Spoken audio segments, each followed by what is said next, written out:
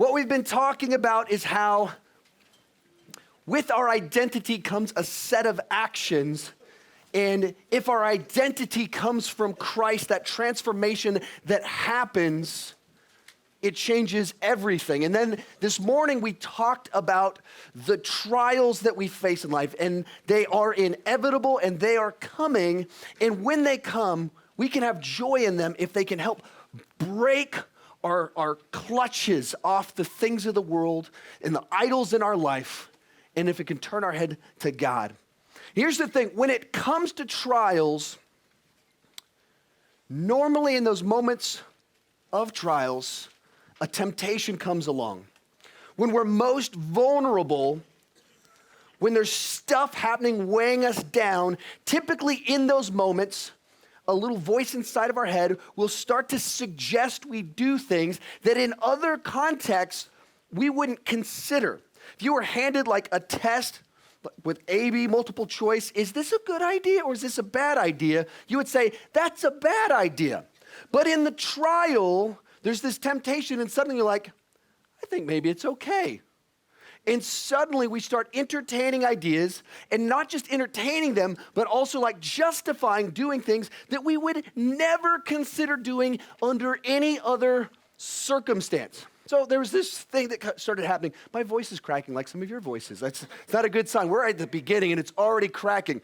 So there's this thing that started to happen over the internet a few years back. It was a little bit interesting. So at a lot of your homes, you probably have these things called Tide Pods.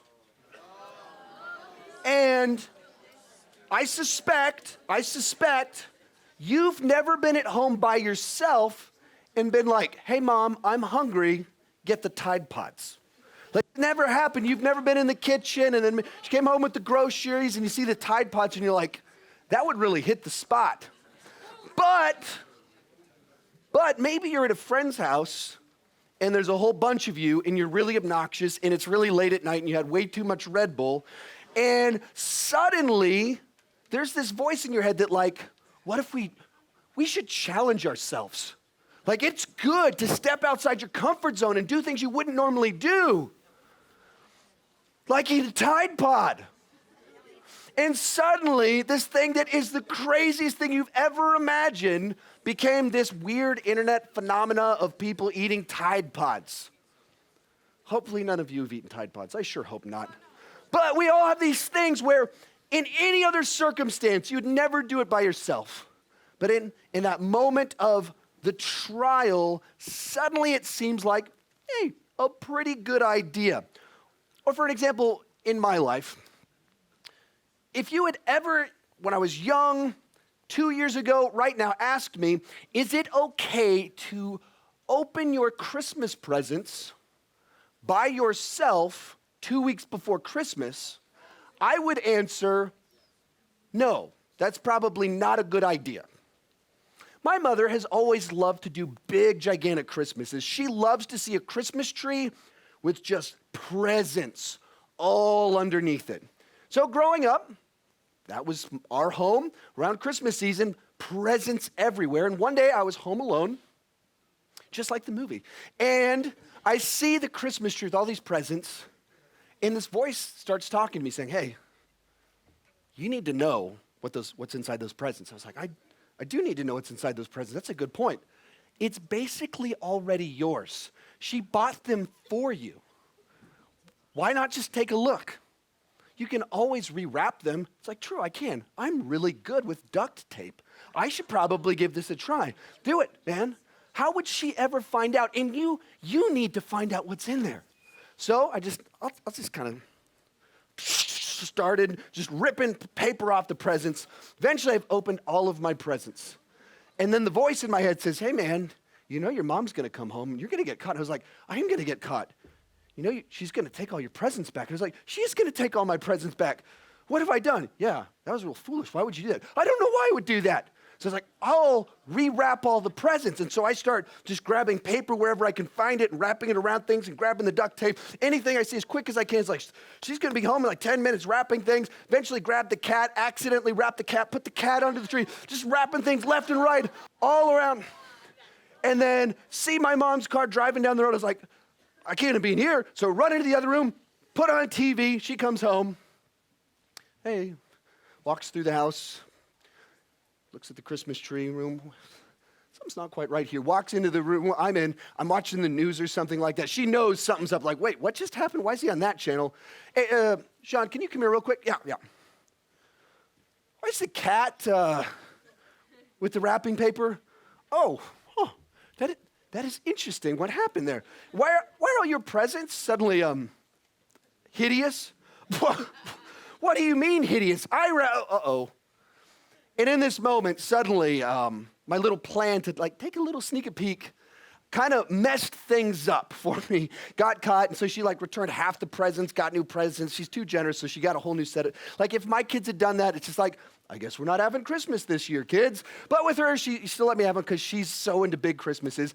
After that, she came up with this idea of the list. Instead of putting names on the presents, she put numbers, and she had this master list for years, up until last year. We had this master list, which is a pretty good plan if you had someone like me that opened all the presents until the year she lost the list, in which case it's Malibu Barbie. Mom, how did you know? Perfect. So that's a little bit of a weird year.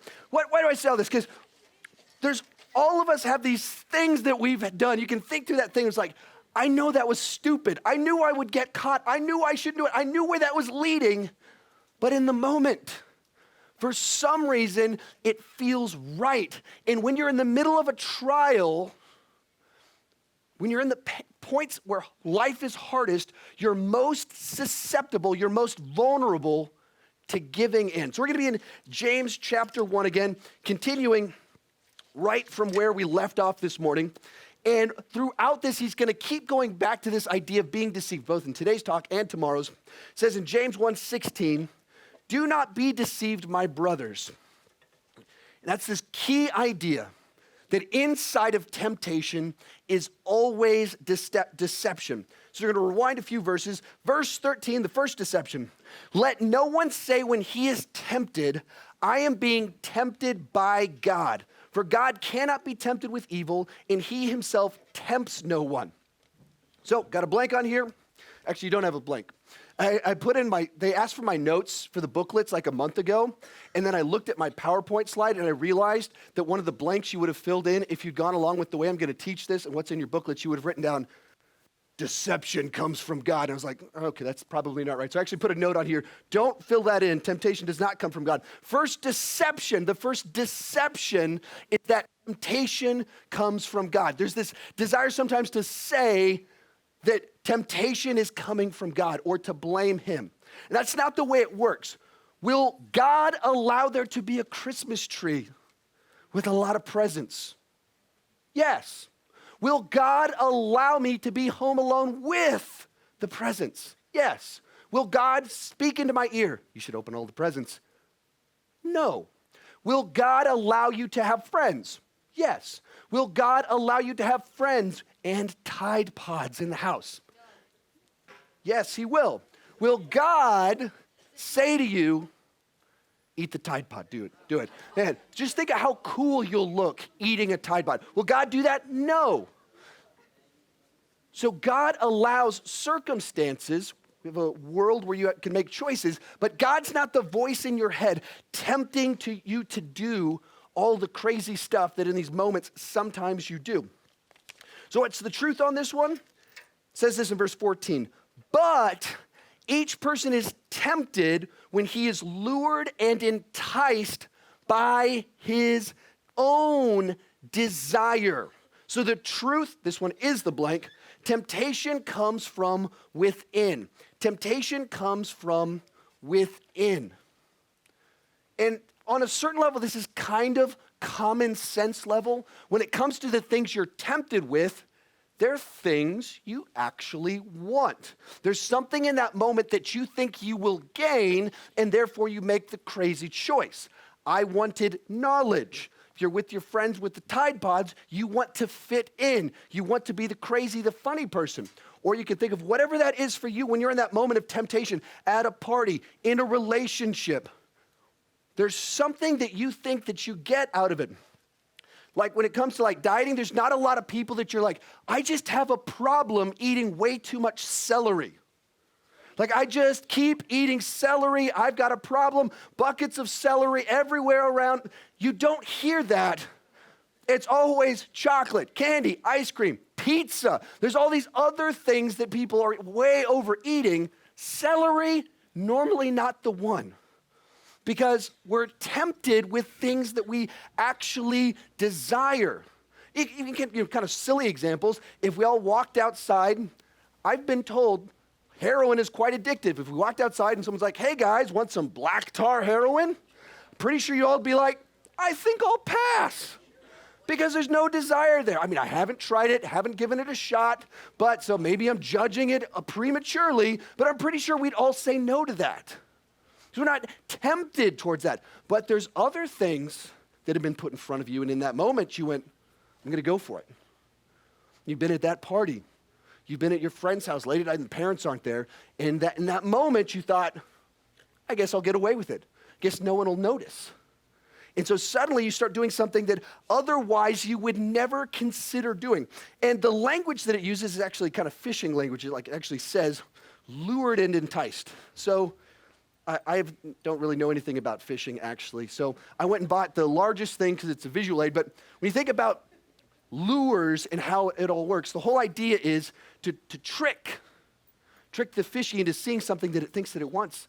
It sees it wiggling, and he goes, oh, look at that. What is it? I don't know, but it looks like its leg is injured, and it looks delicious, and then it bites on it, and uh-oh, we got a hook inside. But the whole idea is there's something that if you're going fishing, depending on what you're trying to catch, you put something different on the hook, something that specific thing you're trying to catch is enticed by and attracted to and drawn towards. So when it comes to temptation, you need to know what that is for you. Because we're all drawn to different things, and for one person, something that might seem crazy, that is what they're lured to. That is their bait. And they fall for it every single time. Like when I was in college, when I was college age, one of my friends was struggling to stay in college because he had such a TV addiction. And this was over 15 years ago. This is like even pre-Netflix. This was like right now, if you're in college and you just have a problem, you can't stop binge watching whatever show just dropped, I go, okay, I mean, that's the whole model. But this was like he just wouldn't watch anything. Like he just could not get off the couch. He was sitting there just watching TV and almost failed out of college. It was a very big problem. This is an actual picture of him right here. It was a problem. And so, like, some of you might go, like, oh, man, I totally get that. Or, like, mention my son. His dream come true would be sitting there just watching YouTube constantly. Other people, like, what? That sounds awful. I want to go out and spend time with friends. But each of us are lured and enticed by different things, and you need to know what that is for you and think through the different ways that it plays out. Because you'll have these moments where something bad happens and that voice in your head says maybe you should do something you would otherwise know you absolutely should not do. For example, say maybe girl wakes up lonely. Past boyfriend breaks up with her. She's starting to realize, like, I'm alone. And then she gets a text from one of her friends, and they've started dating. She walks outside. She sees two doves literally like flying, holding hands. They don't even have hands. Somehow this romantic gesture is taking place. And what she does is then she ends up dating just some random loser just because she wants someone in her life. A lot of times with guys, a little bit more simple, walking down the road, thinks naked people and starts thinking about naked people. But sometimes girls do that. I mean, all sorts of different thoughts. To people's heads. What I say all this because everybody's different. Everybody's different. And it's easy to look at someone else, laugh, giggle about that thing that they're drawn towards when you have your own thing. We all like to think about the things that we're good at and find it amusing what someone else is drawn towards. But every single one of us have these lies that we believe that draw us towards the hook inside of it. And whenever we're having these moments of deception where we're in the trial, there are lists of lies that we start running through our heads. And in my own life and people I've talked to, the same exact lies are what people used to justify making these choices. One of them, I guess there's a whole slide that has these. It's no big deal. It's no big deal. Think through how many people have been at a party that it's no big deal, where nothing's gonna happen. Boyfriend, girlfriend, off somewhere alone, it's no big deal. Stuff happens. It's no big deal. Another one, today was a bad enough day. Today was really bad. I deserve it. I just need to unwind a little bit. When I was in Bible college, someone I knew, they'd been married just 1 week shy of a year. Just 1 week shy. And they had left town for a weekend, came back, and their apartment had been cleaned out, broken into, cleaned the whole thing out. Just felt violated, didn't know where to live. And I know from Bible college, his kind of response inside that was, well, I'm just going to drink through the hard times. I know I shouldn't turn to alcohol, but my whole world was literally just violated. Another one, I'll stop once I get through this, the extended version of that, where the hard times, it's not just a day, but once I get through all this stuff, then I'll kind of move forward. I always knew a lot of youth pastors, and a guy that I knew had this whole window of just dramatic death after dramatic death after dramatic death inside the church. And I mean, someone was in a car accident, multiple suicides, very small window of time. And his coping mechanism, once again, turning to alcohol. It was to get through this, it's too hard right now. I'll stop once this is done. Kind of believe these lies to justify the action inside the moment. Or, you've earned it. You've earned it. You've seen your prom, go to the party afterwards. I've been really good. I've been well behaved, gotten good grades, gotten into the college I wanted to. I've earned the right to just kind of do a little bit of crazy. Do a little bit outside of what I normally do. Because I'm at this party, everyone else is doing it. I've earned it. And we start buying into these lies to justify all sorts of actions that, once again, if you asked you at a separate, any sort of context otherwise, Bible college student, pastor guy, should this be your coping mechanism for this stuff? They would say no. For many of you, outside of that party, would you say that you should engage in certain activities? You would say no, but in that moment, the lie creeps into your head. He continues on in verse 15. Then desire when it is conceived. And he goes into where babies come from. If you have any questions about that, Chad would love to answer those after this. Then when desire is conceived, it gives birth to sin. And sin, when it has fully grown, brings forth death. So he's saying, when you kind of have that thing you're tempted with and you give into it and you continue down that path, the child that comes from it is death. Pretty dramatic language, but you kind of play that out and put out little, if you like math with words, it's fun. Desire plus action equals sin. See that you have the desire, we all can be tempted by things. When you have it and that thing you're tempted with and you add action into it and act on that desire, that leads to sin. Just the voice in your head saying, maybe you should do this thing. The sin happens when you act on it. Then he says, sin plus time, if you continue down that path, it leads to death. The choices that we make have consequences, serious consequences, and they go somewhere. Every choice that you make sets you on a path that goes somewhere. And it's this weird thing where when it comes to other people, it's so easy to see where the path leads. Like most of the high schoolers here, you've probably had a friend start dating a guy or a girl and you went, what are they thinking? Like, why are they dating that idiot? Like you've had that moment and then they start dating them and it goes really bad for them. Or someone starts hanging out with a group of people. You know where that path leads, but when it comes to ourselves, because of these deceptions, we don't think about where that path leads. Reminds me a little bit of a story about a couple of my dogs. I'll tell a little bit of a lighter story. It's not a lighter story. We had to put this one on the left down, so it's kind of a depressing story. It's actually emotional for me because the reason we got that puppy we showed you yesterday was to replace the one on the left. So kind of a dark story. So when it got sick. So one of the things about these two dogs is they loved to escape.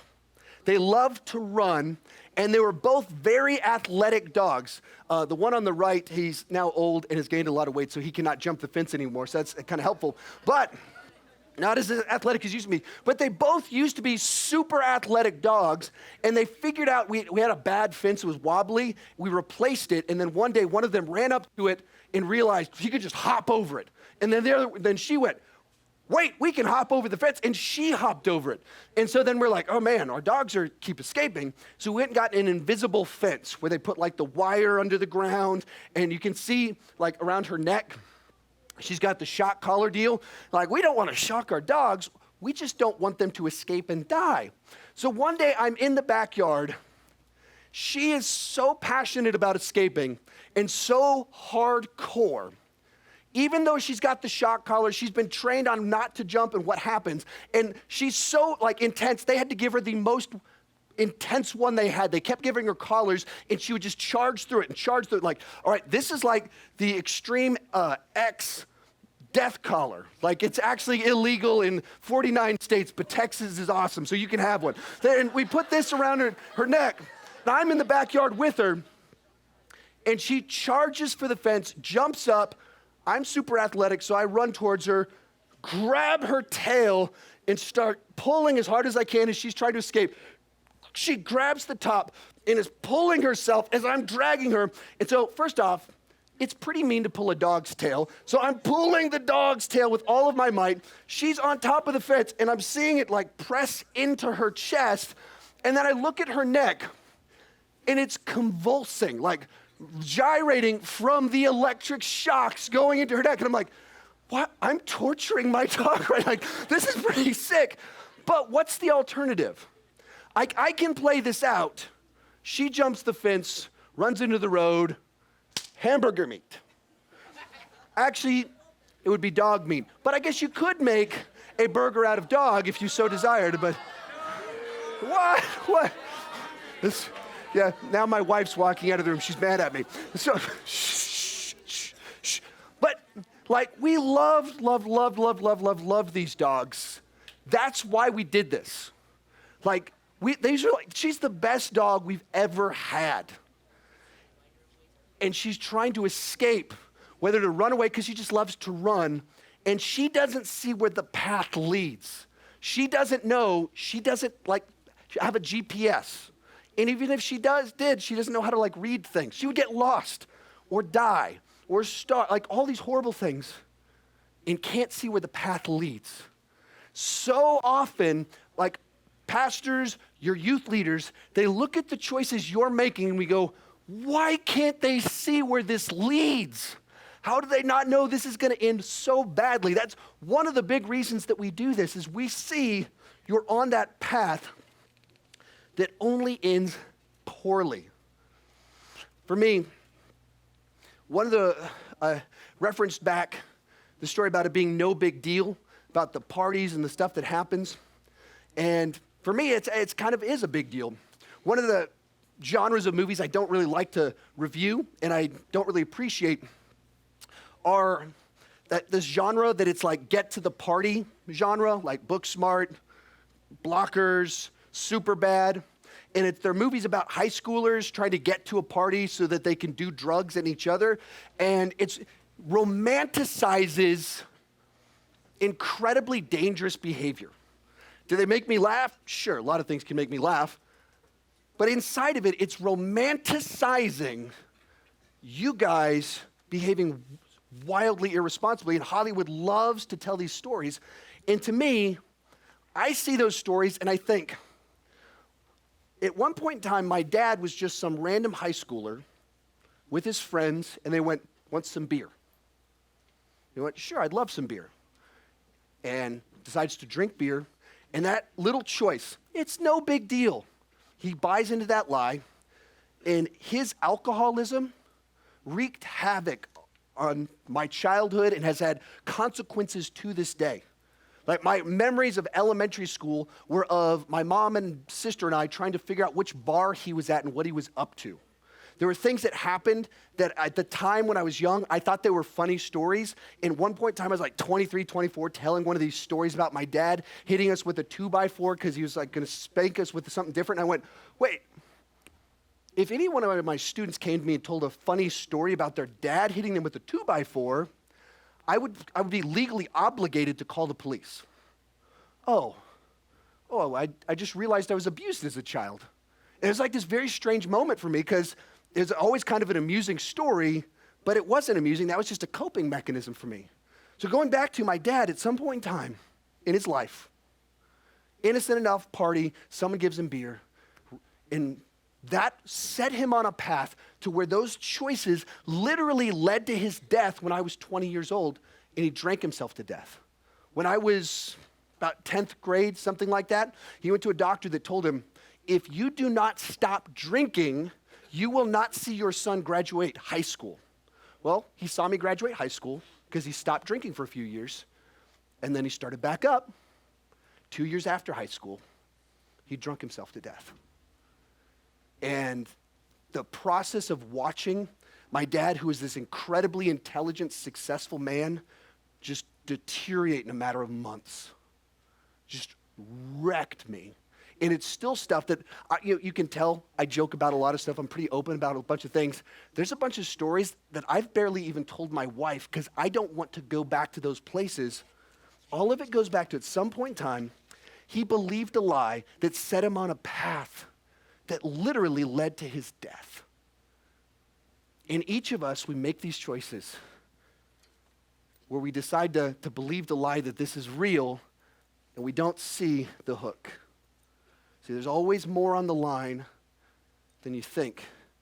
And we're not very good at seeing these when we're in those moments of trial and we're tempted. The thing is it's something like this. A lot of times, you got a bunch of students, maybe leaders, that have hidden sin, things that you don't really want to talk about, you don't really want me to know about, you don't want the people around you to know about, because it's embarrassing. So we try and keep it secret and deal with it ourselves. Reminds me of a story. Once it got pretty heavy there for a little bit. Thought I'd lighten it up. Actually, come to think about it, my cousin was living with us when my dad was sick and dying, so I guess this story, once again, is not quite as light as I thought. But she stayed with us for about 3 months. And then in the middle of that, she wanted to see her dog. So I ended up going on a car trip with her to Shreveport, where we met up with her boyfriend. And if you don't know, Shreveport is a gambling city. So we show up at like the Motel 6, and he's like, I don't want to stay at the Motel 6. I want to stay at the casino. It's like, casino? Okay, whatever. All right, you're bringing the dog, whatever. And it's going to be nicer than the Motel 6. So we drive to the big fancy casino in Shreveport. We're in the parking garage. And he has this realization like, oh yeah, guess we got a dog and we can't leave it in the car. How about, Sean, I'm going to put the dog in the bag, and then I'm going to need you to take this and carry it. Like, well, let's remix this a little bit. How about you put your dog in the bag and you carry your dog in a bag? It's like, nah, man, how about you carry it? So hands me the bag with the dog in it. Okay? And then we walk into the lobby. All right, we're going to go right there. You just make a beeline straight for the elevator. Okay. and go. And so I'm like sneaking around with the dog, just waiting for it to start barking or something. Like, shh, come on. People probably looking at me like, what's wrong with that? Why is he walking like weird like that? Clutching his bag like a total weirdo. Whole time, I'm just waiting for the dog inside the bag to start barking. And just, shh, you're the best. I'll pet you a little bit. I'll pet you. It's cool. No reason to worry. Sneak to the elevator. Push the button. Elevator's at the top floor. Uh-oh, that's not good. So I'm just waiting. Like, is anyone gonna catch me? Anyone gonna find out? Is the dog gonna make a noise? Door opens, step in it. We're good.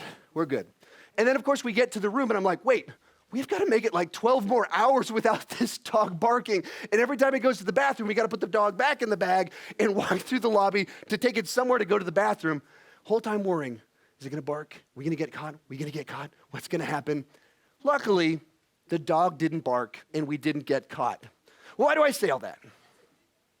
It was a pretty good dog. I don't even remember what type of dog it was, but didn't bark, didn't get me in trouble, so I liked it. But why do I say that? A bunch of you, that's probably what you feel like at church and maybe here at the retreat, because you've got that secret thing that you've been dealing with.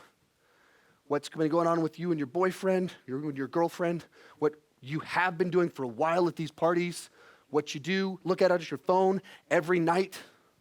You've got that secret thing, and you really don't want the people in this room to know about it, and so you're just waiting for it to get out of the bag. Make some sort of noise, you slip up, and you're gonna get caught. And you're afraid of what could happen in that moment when it happens. And you didn't mean to get down that path. You just thought in the moment, whatever reason, you thought it was okay. And the first time it's uncomfortable. Second time, it's still a little bit weird. By the third time, you're starting getting used to it. By the fourth time, you're like hooked. And you're just down that path, and you haven't even been thinking about how bad it is for a little while. That's the way it happens. We get caught in these little traps, and they take us so much further than we'd ever want to go and cost us so much more than we ever thought that they possibly could. And I wish I could say that as someone distant from all of this, but the reality is that's far true to my own story. I actually was a little bit deceptive in some of what I said earlier. We're talking about deception inside of this. I kind of tricked you a little bit.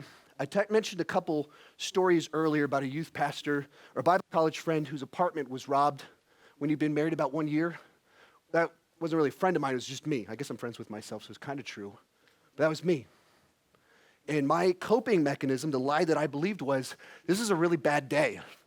It's okay. And I was that youth pastor that had 3 different suicides in a span of 6 months.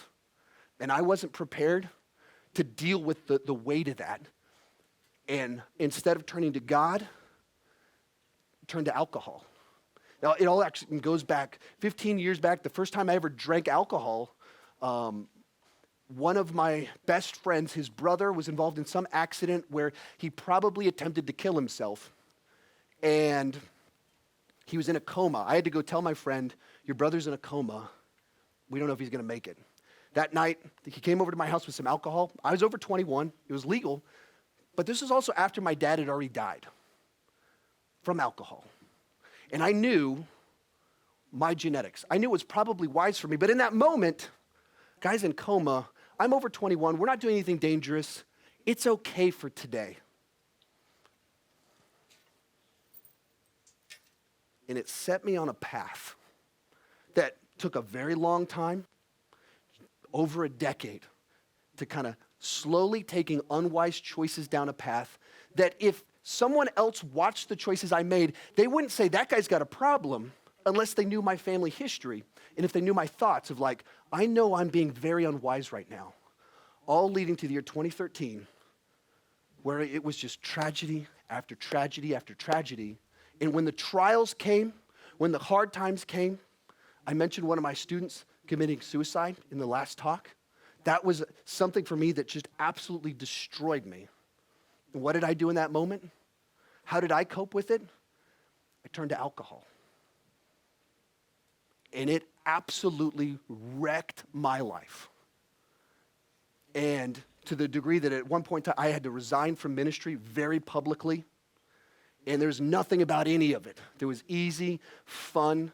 The consequences to my wife, who's in the back of the room, and how gracious she had to be with me through all of it. My kids, how awful I was at home because of this place that I'd found myself for a couple of years there, because I went down a path and I took the bait when life got hard. See, in the moment, you don't see what's on the line. You just see the bait. You just see the temptation. And when you're in trials, you are so vulnerable to making decisions that have horrible consequences for you and the people around you. So what do we do about this? How do you break those chains of sin? How do you get set free from the temptations? He's going to continue on and he says this. Verse 16, do not be deceived, my brothers. Every good gift comes from above, coming down from the Father of lights, with whom there is no variation or shadow due to change. Of his own will, he brought us forth by the word of truth, that we should be the kind of first fruits of creation. Here's a principle. Our ability to resist temptation is proportional to our trust in God. See, every time, one of the big deceptions inside of it is that this sin is better than God. My way, like what I'm doing with my girlfriend, what I'm doing at this party, God's holding out on me, and if I engage in this, this will satisfy me more than God, even though God is the giver of all life and joy. In that moment, we buy into the lie that something is better than God. Or in my case, I bought into the lie that my way of dealing with this is better than God's way. And we believe these ridiculous things.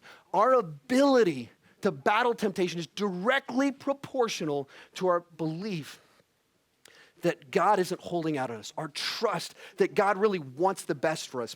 So how do we get set free from sin? This is an extra one you want to write in your book. It's a later point. Stop believing the lie that anything is better than Jesus. Just stop believing that lie.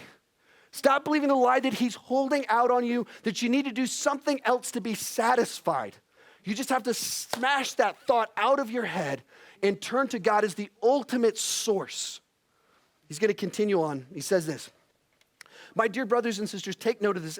Everyone should be quick to listen, slow to speak, and slow to become angry, because human anger does not produce righteousness that God desires. Therefore, get rid of all moral filth and that evil and so prevalent, and humbly accept the word that is planted in you, which can save you. How do you get set free from sin? Stop believing the lie that you can fix yourself. Like some of you have been stuck in some sin traps for a while, and you're so embarrassed you don't want to tell anyone, and so you keep trying to come up with a plan to break it that doesn't involve telling someone else and confessing what happened. And it keeps failing you over and over and over again. See, this whole Christian life thing, it's not really tough. The Christian life is impossible.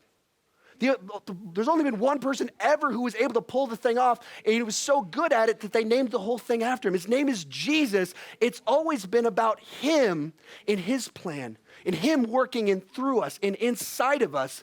And that doesn't involve us fixing ourselves. It's all about him working in us and through us. That was, for me, the thing that I had to get over. So I was a pastor. You come forward as a pastor and say, hey, I'm deep. Addiction, alcohol. Suddenly your job's on the line. For me, I identified as pastor guy. That was important to me. My reputation as a good guy. And like throwing so many of these retreats.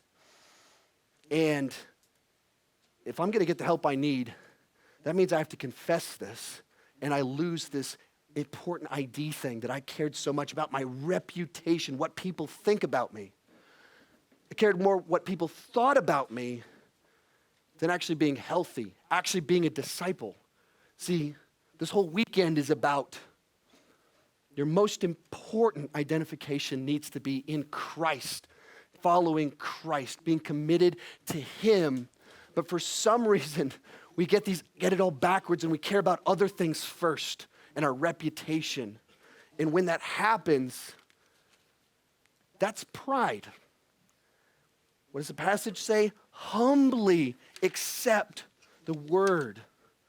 A humble person cares more about loving God and doing the right thing than what people think about them. The proud person thinks, I can fix myself. The humble person says, I'm going to do it God's way. I'm going to do what God says I need to do. And God's plan is surrender. It's like, whatever the consequences, I'm going to go forth. That's for me, when it had that moment of realization where I just enough snapped out of my crazy, just enough to be like, I've just got to come clean, like right now. It was the worst week imaginable.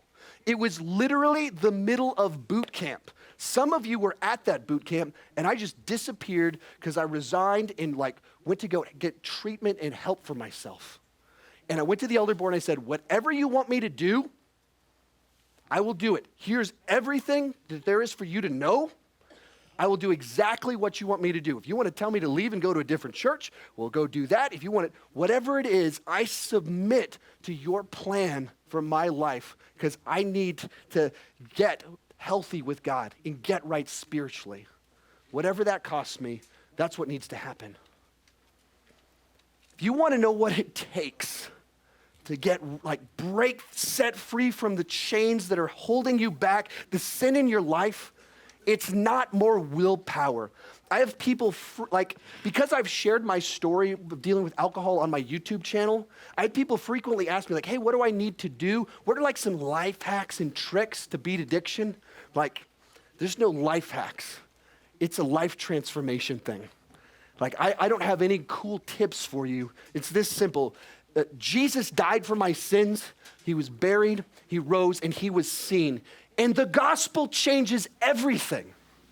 And when you lean into that the gospel isn't just for your ticket to heaven, but it's the power that saves you and the power that sustains you. And the same power that forgave your sins is the same power that can help you fight through your sins. But it happens the same way that it was when you first put your faith in Christ, and that's an act of surrender. I can't, but you can. And that's what you need tonight. In this room, there's a lot of people that have a lot of stuff going on, and you want to get the dog, you want to get rid of that dog in the bag. You want to move forward. What does it take for that to happen? Surrender, confession. Got one little more story for you. My youngest child is just about 18 months, something like that, and super cute. She loves to climb up the stairs and have you follow her up. And then she sees you and she just shoots out her arms and jumps forward and you catch her. So it's super cute, except the one time she did it with the babysitter and just jumped down the stairs and belly flopped. That wasn't cool. But why would she do that with the babysitter? Because every single time that she shoots up her arms and daddy's standing there, I catch her and I give her a big hug. She just puts out her arms and just freely trusts that daddy has got her. And every single time I do. Tonight, that's what I want you to do with your heavenly Father, with whatever's going on inside of you. I want you to let it all out and throw up your hands in worship of God, of surrender to him, and let whatever's going on inside of you, whatever you need to confess, whatever you need to share, put it out there. And if that means going and saying sorry to someone, that means grabbing your small group leader as soon as possible and saying, I gotta tell you something. That means grabbing an accountability partner and saying, there's stuff going on inside. Whatever that thing is, come to the altar tonight, prepared for God to do immeasurably more than we could ask or imagine, according to his power that works mightily inside of us. Stand up and worship.